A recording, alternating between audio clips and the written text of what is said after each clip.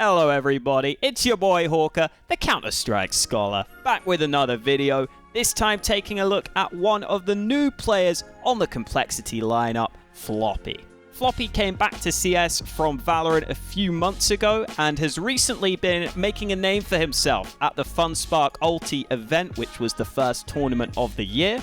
But he also had a sneakily good performance at some of the tournaments towards the end of the year that he played in, especially at the ESL conference where he put up some good numbers. So I figured I'd go ahead and look at some of his demos and see exactly what he's doing to see if he is potentially NA's future star player to watch out for. Something that was instantly obvious when watching Floppy's game was that Complexity was setting him up to be second in a lot of these T-side rounds. Here, for example, he smokes right side initially, and JT gets an initial kill in towards Cave, which allows Floppy to find this pretty comfortable refrag. And then from here, he can play the post plant in towards this Cave position. And after letting them get onto the site and finding this trade onto Inters, when Floppy knows exactly where these last two players are, he plays this clutch beautifully as he swings out, sees that Axel isn't covering his teammate, and knows he has just enough time to get Gambit off that defuse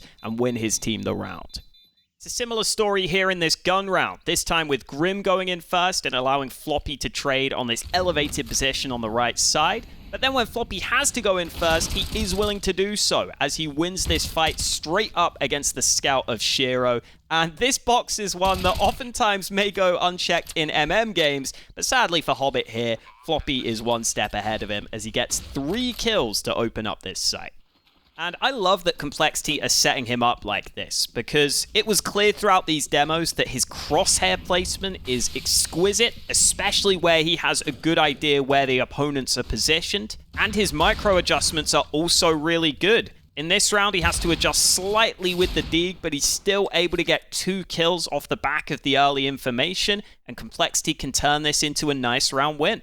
That setup from Complexity and tradability from Floppy actually set him up to be the 4th highest rated player on T-side at this event. And his 1.27 T-side rating was way higher than his 1.09 CT side rating, which is pretty rare for players in CS. He also had a real killer instinct on a lot of these trade frags too. I mean, this one here in the pistol on Dust 2 is pretty much the inch-perfect trade frag as he just one-taps off the back of his teammate's info. There are plenty more examples of that trade fragging here on Dust 2. For example, after throwing the molly in this round, this first frag just comes down to incredible aim and pure zoomer reaction speed. But if we pause after he gets this kill, I love how instead of rushing to try and get this trade, Floppy realizes they've already got a pick onto B. They know where this second player is, trapped in towards car. And so instead of just rushing for this trade frag, like I probably would have, in all honesty, he goes ahead and uses some utility. And by smoking door, he cuts off any potential crossfires from any rotates, and then flashing the left side allows him to fully focus on this 1v1 fight. And he is so good in these scenarios where he knows where the player is. Beautiful crosshair placement again to get the job done.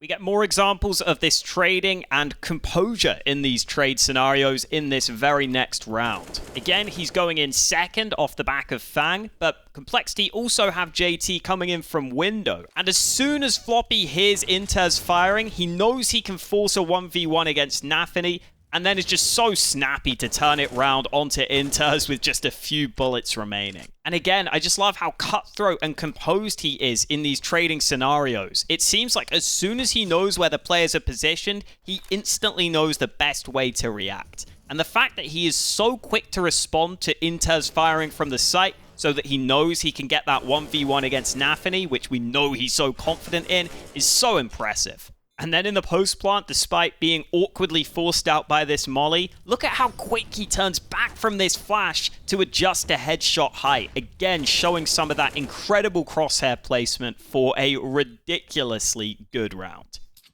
While Floppy's CT numbers were fairly average, he plays some tough CT spots and also had a lot of good aggression to get info for his team. Here on Ancient, he throws a fairly standard molly early to slow the T's on their approach up through lane, and then this nade is a massive part of the play he's about to make.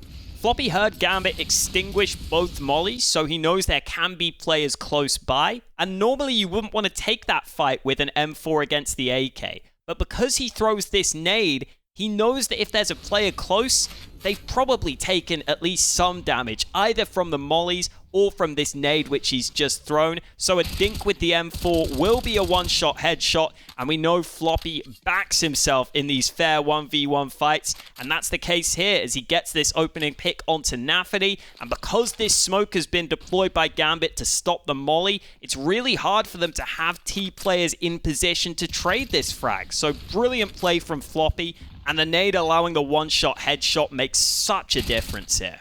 And then as we head into the late round, Floppy was pretty happy to get active with around 30 seconds left on the clock to look for information. And he does so really successfully here, spotting that B is completely clear. And once he gets this kill onto Shiro, Complexity are already rotating over to the right side, and he has done more than enough to help his team win this round.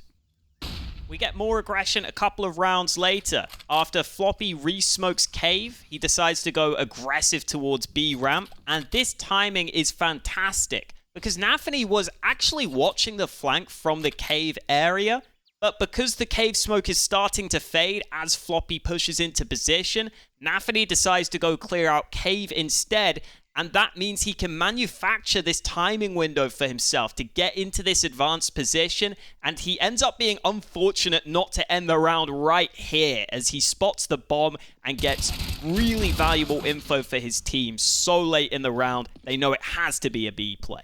And again, just 2 rounds later, this time it's aggression actually towards the start of the round. Gambit throw this T-side lurk smoke up ramp, and Floppy decides he's willing to sit in this and fight for it. And it's his snappy aim here that makes sure he can get 2 kills out of this scenario where a lot of players would probably only get 1. But he was just constantly a nuisance on this B side of the map, which is exactly what you want to see.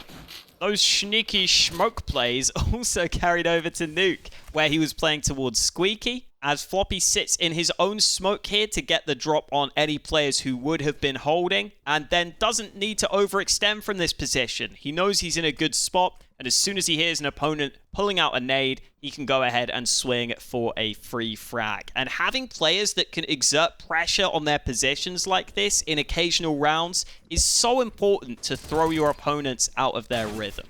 On CT side Dust 2, Floppy plays as the B anchor, which is a notoriously hard spot to play. But in this round, he does a good job at getting the drop onto Hobbit, who is trying to make a play on the edge of this smoke.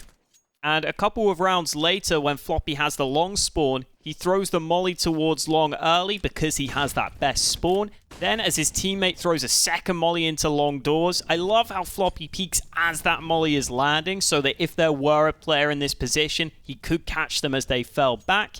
And then Floppy uses this position really effectively just to play this shadow angle, and even when he gets flashed, he does a solid job at just keeping his composure for this first kill in this 1v1 fight.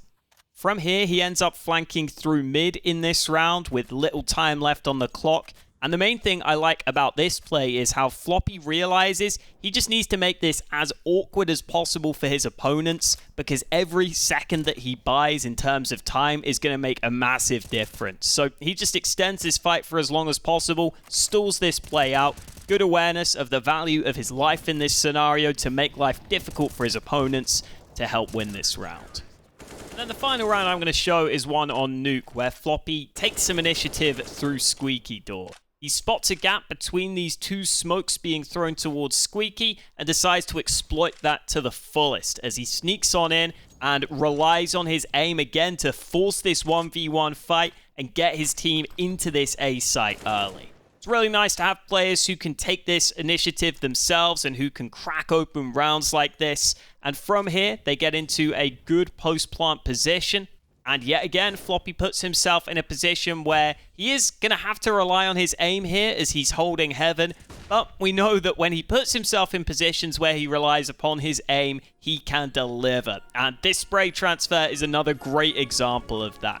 Just super impressed by how snappy and headshot heavy Floppy's aim seems to be, and especially impressed by the killer instinct he showed at times. And really just how much confidence Floppy was showing throughout these demos. I felt like he was always going for the fights he needed to. He definitely seems like a player who wants to have the information as to where players are a lot of the times, or wants to make plays where he feels like he is in control and is going to get a fair fight. But when he is able to be put in those positions, he was super effective at making high-value plays. So that definitely makes a lot of sense. Thank you guys for watching this video. If you enjoyed, make sure to check out this video I released over here on Nico recently, which I am really proud of. In case you missed it, it's great.